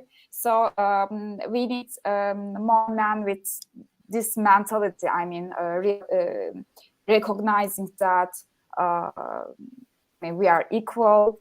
So in order to be really equal, we need to support women. I mean, that's my understanding. Carrie? I don't think I've got anything else to add really, other than what I've said earlier. I do think, you know, it comes from recruitment and selection, but I do think it comes from an early age as well. It's suggested that in 2025, 65% of the workforce is going to be millennials. What are we saying to the millennials about the work and opportunities in this sector? Is there opportunities there being invested in creating opportunities for women to start again? Because that's another thing as well. I remember when I was working, sorry to digress a little bit, but I was working for a fast-moving consumer goods organisation as a sales manager, and I wanted to retrain and go to university at the age of 34. So I was starting again, and I gave up a huge corporate salary for nothing to go and retrain, and that was the start of my career in, you know, I went into lecturing then because I studied a BA honours and studied in lecturing. And what funding was out there for me to retrain? Not a lot. You know, I think, again, what Linford said, women are very resourceful, and I was very bloody resourceful back then. You know, I was making the most of everything, really. So, and where am I now? You know, I'm in an amazing position now that I absolutely love, which is a purpose around mental health and well-being. So I'm really glad I retrained. But that's another thing I just think, to close this gap. Is there enough funding out there for perhaps women of a certain age to retrain as well? So there's so much action that we need to focus on, which maybe is out of our control, but to start fixing the problem. Sorry, I've digressed a little bit there, but there's all that to take into consideration with what Dr. Cara said about there's a barrier for training. So let's unpack and do some research. What is the biggest barrier to training? What is it? Mindset? Is it money? What is it? So Yeah, that's a good one. Can I just interject something a little bit? And this Coming will, to you now, Uncle. this will have to do with organization. I'm going to give example on football. Recent time, the English football team, where people were not very interested in it, but after they won the Euro, today they have made the women football more important. They are making people to be. If you follow all the television channel now, you have female footballer there as opponent. And based on it, if the institution do that more, you get more women involved, and that's what is happening. I just want to throw that. So it left for the institution to do more for women. That's how I see it. Okay, if I will come in, I think I want to differ a little bit with Dr. Cara. Yeah, Doctor. Your middle name is it Tuba? Yes, Tuba. Tuba. And it sounds more like a name from our country. That's why I was so interested, and that's a good name. But you know, when you talk about barrier, I think I don't know, but again, we got to consider cultural differences. But I don't think worldwide there is any law or norm that says women cannot be the men. Yeah, some countries, some of our neighboring countries. But I think what you women need to do, again, I will come back to this, is give yourselves that push. If you don't push yourself, nobody's going to push you. You got to set a goal and say, well, this is what I want to be. And I'll look at great women around the world. Okay, great women who have become presidents of other countries. Nobody pushed them. Nobody took them. Like Eddie Joseph Sirleaf. Yeah, they had to make themselves. Okay, my country, a little country somewhere way on the west coast of Africa, produced the first female Secretary General of the United Nations. That was years back. A little insignificant country that was formed by slaves, free slaves from America, could produce a Secretary General for the United Nations. Okay, and we got great examples. Former British Prime Minister Margaret Thatcher, she was a woman. Okay, so I don't think men have made any law that say, oh, maybe some places, again, let me do this disclaimer. I can't speak for the entire world, because there are some of our neighbors who will say women cannot drive cars, women cannot, hold certain position. But I think that is wrong. I will condemn that. Okay, if any country is doing that. But in countries where it is open, the opportunities are open. Let me come to my country in Norway. We got something in Norway called likestilling, which means equal opportunity. So even at my workplace, if I'm lifting something, and Carrie and myself are on duty, and I'm lifting something to Carrie will have to hold it, even if I can carry alone. So because they want to show that we are equal. Okay, and like I said, women in this country have even the more opportunity than men. And so now we men will make this joke that it's good to be a dog in Norway than a man, because the dogs get a lot of care. They care for them so much more than men. So women, you have that opportunity. I will urge you, push yourselves. You have no. Let me tell you, the God that made us, He said, "Well, I am." Because if He didn't say I am, nobody will say God is. You got to push yourself. Nobody can care for you more than yourself. The first law of nature states that you should care for yourself. Self-preservation. Preserve yourself. If you, your children, your wife, your husband, everybody were falling in the water and getting drowned, you will save yourself for to be able to save the rest of the family. So you women, you have to make that move. You have to go and push yourself and say, this is what we want. And it's good that you are doing it now, that you want this equal opportunity. Okay. And when you talk about barrier, countries like Norway, again, let me come to Norway, where we have equal opportunity, where women and men can go. When you graduate from high school, you have the opportunity to take study loan from the government and improve yourself. So what is the barrier right there? What is stopping any girl or any woman from studying in Norway to reach that point, to be an IT specialist? No, there is nothing. It's just by the choice. So you women, you have to make that choice. You have to push yourselves. You have to compete. You have to build that spirit of competition. Because, again, it's left with you. If you say, well, I know I will get married and sit down and take care of my beautiful children, yeah, then that's your choice. But that shouldn't be a barrier that somebody has created. It is your choice. I would have gone to get a PhD, after my master's, but I decided, well, this one is enough. I don't have age on my side and I need some money. Let me go work. So should I blame Dr. Carey, who is as young as I am? Should I blame her that she's a doctorate holder? No. Because she made a choice to go for that, time to be able to get her doctorate. So what I'm saying in short is that you women, you got to push yourself and keep persevering, keep going. You can make it. And you need to conscientize other women.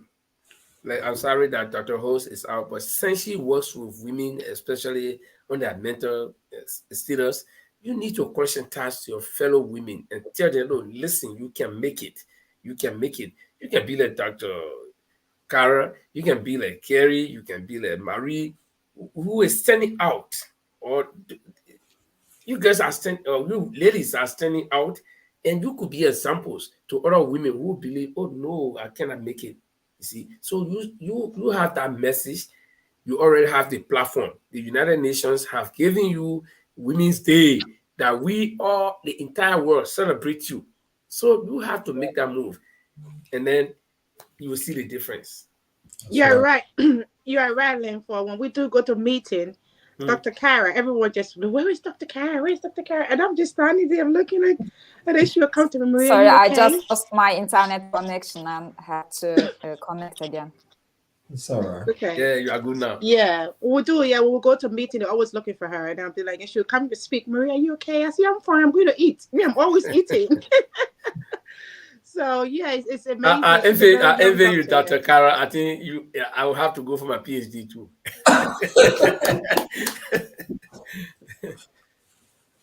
That's good.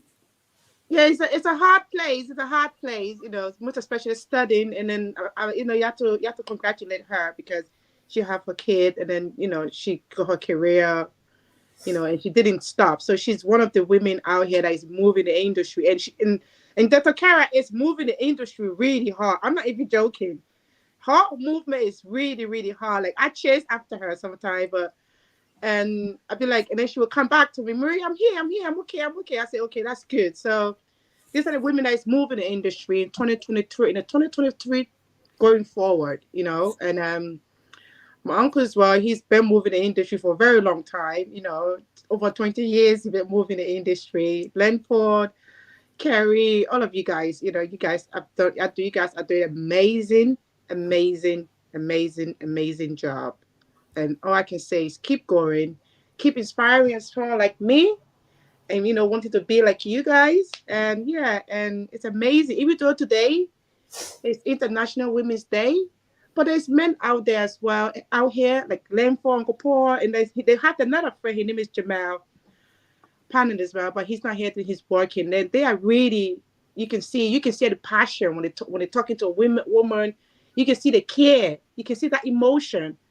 And that's what make me stick on this platform, because it's like, oh wow, they are so amazing. Like, they really like women, but I won't come to them and tell them that, but when they're talking, even when they're dealing with us, because it's me and another lady, they are so calm and they are so addressing, and they are very sophisticated. I'll use that word. And it's amazing to share the platform with you guys. Dr. Carrie is, we got more work to be. It's like we got more work to do. So yeah, It's that's an all I would like to absolute say. pleasure to be here. And let me just throw it out to you guys, to you ladies. This is a platform that we build, and we build it for professionals. Mostly we do politics from our country, but like you, all of you are professionals. If there is anything that you want to pass on to the rest of the women in the world, or that can listen to it, you come contact Marie, and we'll always be here to discuss. Because listen to me, everything you say makes sense to somebody. 50% of what you say will make sense to somebody, and you wouldn't believe that a lot of people will learn from what you're saying tonight. And then Yeah. afterwards, and this video is going to remain on YouTube as long as YouTube exists, and so people will come back and listen to it, and they will learn. And I want to believe that there will be a lot of women that will also learn from what you say, and they will want to emulate your good examples. So whenever you have anything important that you want to discuss with Marie on her show, on this program, because she's controlling the women's program, you can come. The platform is open to you, and come and impact your fellow women, and you will see how much work you have done in short time. She called it the business hour, to be Mhm. precise. That's Yeah. Marie, the business hour. Okay. So, Yeah, and some of us would learn from you. You guys are business people, so and I can Yeah. speak on that. This program have been also is on. We have the online radio that is aired on this. We also have wider audience in Liberia. After the show, most people tend to watch, as we can speak now. Some people are watching from Liberia, Monrovia, in specific this Mhm. program. So when Linford said your message, it will reach somebody somewhere else in the world. So yeah. And before we get off, Dr. Kara, I would like to take this time, because Dr. Kara is Tumba. She's in she's herself the voice from Turkey, and they just had the earthquake there. So Oh, putting together this show is where it meant so much to me, most especially when I was doing the design. I needed it to be calm. I didn't want it to be too loud, too lousy. That was going to affect her emotion, because she's processing a lot at Chorus there. I remember when the earthquake happened, after 2 days, I forgot to check on her, and then she just popped in my head. I said, "Oh my God, Dr. Kara." And then I said, "Are you okay? Are you all right? How is your family?" So, just to take this time and give our sincere apology, even though nobody planned it. It wasn't planned by any of us, but we wish out, the bottom line is a global platform, maybe the people in Turkey as well, or in the Asia war are watching tonight. I just would like to say we are, truly with you guys, and we keep you guys in our prayers, and everything will be fine. Dr. Kara, Thank would you, you like to say Marie. anything? We appreciate it as all Turkish people. We appreciate international solidarity. We appreciate all the sympathy, all the prayers everyone is sharing with us. I mean, it's a very difficult time we are going through, and we just appreciate all these good thoughts and prayers of you. And having said that, I also like to add that I'm always inspired by Marie's energy. She's always very enthusiastic. She's achieving great things as a young woman. She's very successful in IOD platform as well, Institute of Directors, London branch. So I would like to thank her for organizing this very meaningful event on this special day, because I mean, it serves to the true meaning of Women's Day. We discussed at the beginning of what it means to us. I mean, celebrating being women and celebrating all the values women are bringing and the importance of gender equity. So we have found opportunity to discuss and exchange ideas with wonderful panelists as you. So I just would like to thank again to Mary for organizing, for Lord Chalapi for inviting all of us. I'm so pleased to meet you, Linford and Carrie as well. I learned a lot from you as well. And I would love to join anytime you invite me to one of your following events. If there's something I can contribute, it will be my pleasure to be with you. Thank you. The business hour is coming. I will definitely invite you.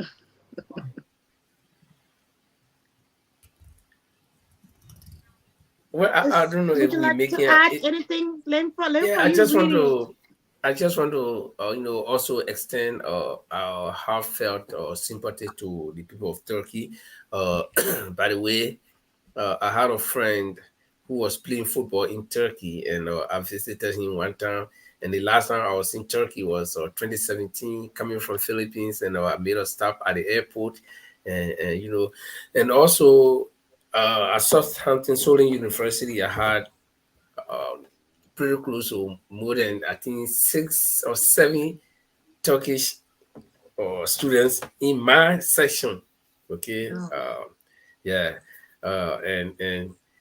and we decided to visit Port City in Turkey, but it didn't work because at that time, I think something just happened. I decided not to go. I decided to come to Norway. So the people of Turkey, I think they are very good people. From what I saw, the friends that were with me in my class for complete 4 years. So we built a very good relationship. And I still remember some of the Turkish names like Noshan. And I used to say Nokian. She said, no, it's Noshan. And so our hats off to this event, and this is something we call force majeure. This is natural disaster, and it happens anywhere, and nowhere on earth is safe or shielded from a natural disaster. When it happens at a particular time in a particular place, I think is incumbent upon almost everyone in the world to identify with the patients there.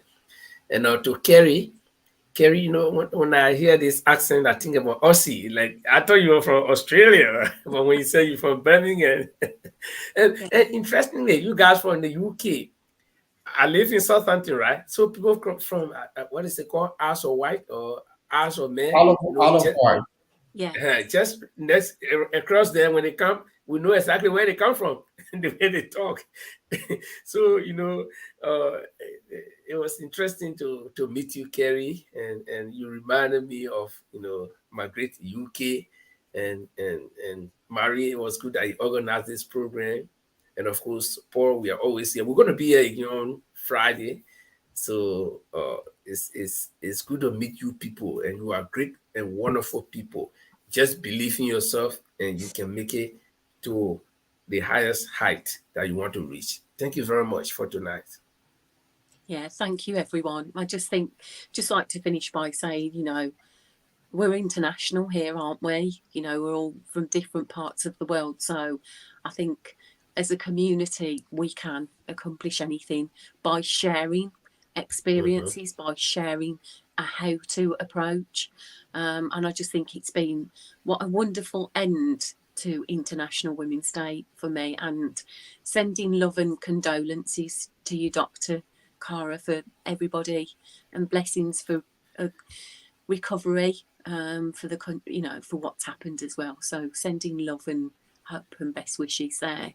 But it's been an amazing event, and Marie, thank you again. Thank you so much.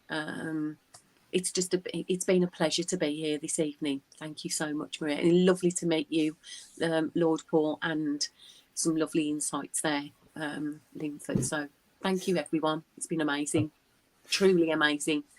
Yeah. Thank you, Carrie. Thank you for coming. I would say thank you, ladies. It's good to have you on our platform. And I want to also add my voice to Dr. Kerry. I mean, our sympathy goes to you and the people in Turkey. It happened to be one of our brother who came from Ghana, played football over there too. Sadly passed away. So we all felt out for you guys, and I will keep you guys in our prayers. And I hope you guys are okay. It was wonderful being on the show. I wish we'll have you again another time. We enjoyed the conversation here, and I will say to all the women out there, keep persevering, do what you have to do. Don't sit back, say no, it's the main thing. You are great people and you can make it. I just want to say thanks, Mary, for hosting us too. Thank you guys so much. It's a pleasure. This was my first event that I organized all by myself. Well, Carrie, Mr. Carrie, Dr. Kara did help. She did help in the background. She was in the background, So yeah, she did help. She gonna come, because we do a lot of meetings together, me and Dr. Kara. So she will jump on one of my business hours for us. Like I have to find an interesting topic for her that she will jump on. Yeah, so it's amazing to spend this International Women's Day. I know my mother might be watching. Happy International Women's Day, Ma. Uncle Paul, to your wife, happy International Women's Day. Name for to your wife as well, happy International Women's Day, and your babies, and and Carrie, to your daughter, she just turned 16. Yeah. So she's a pre-adult now, so. Jeez. So she's coming she reached to our level, but not yet. So she will never catch you guys. Yeah, no, you guys are she got a very strong mother, so she won't. So yes, happy International Day, happy International Women's Day to her as well.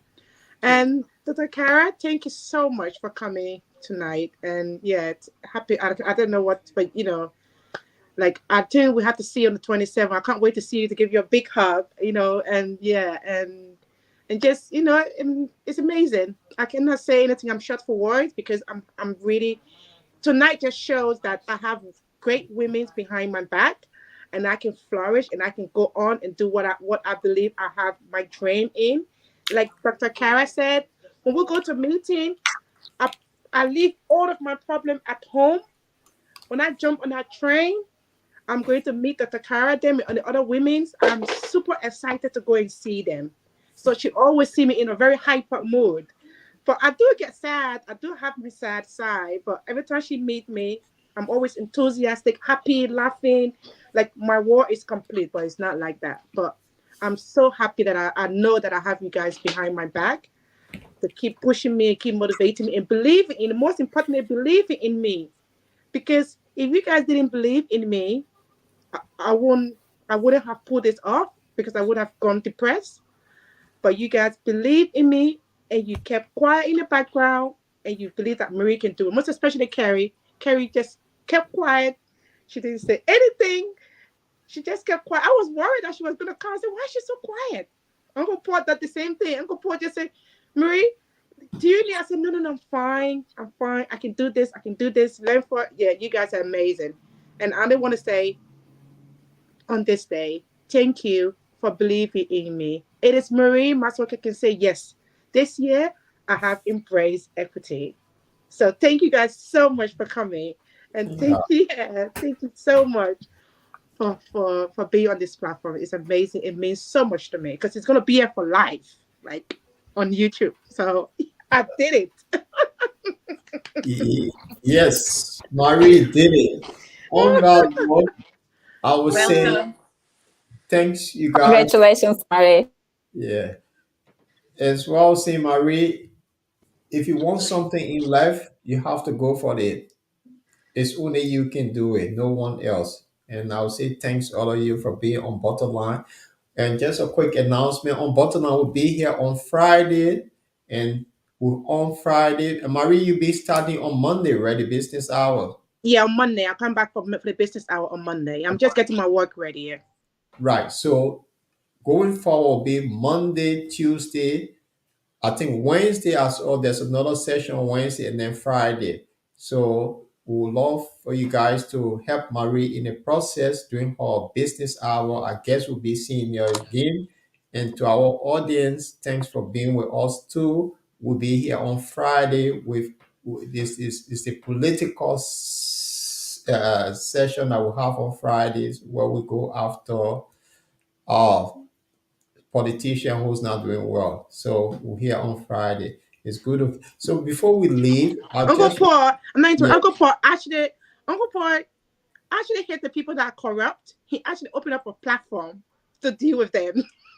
I couldn't believe it. I was like, oh my God, this guy is so serious. So yeah, I always come in and I've always found it very, very enthusiastic, like very, very chilling, but it do affect my health a little bit when I get off like this hardcore politics. So yeah, I say bye-bye to that area for a little bit. So on that note, we'll say thanks all of you, and I'm going to we'll leave with this traditional music. So it's the music was sung in a traditional thing. Bye, everyone. I hope you enjoyed it, and then we say goodbye and we'll meet again. Bye, everyone. Goodbye.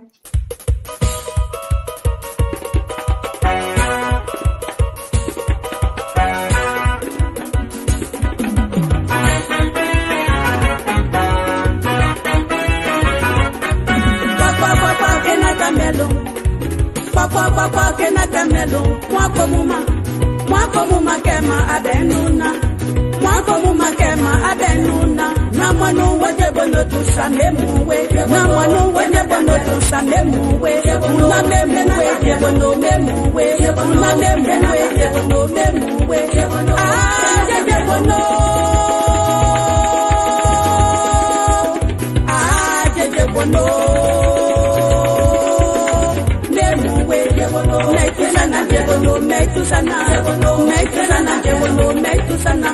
ya kaima wala de la diamana ya kaima wala de la diamana ibentona jebono inventona jebono metusana we metusana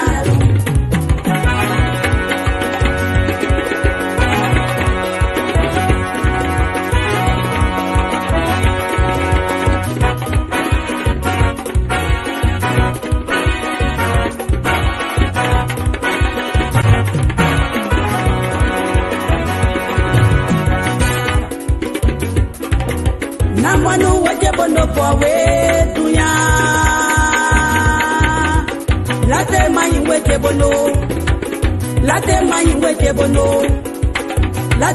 wejebono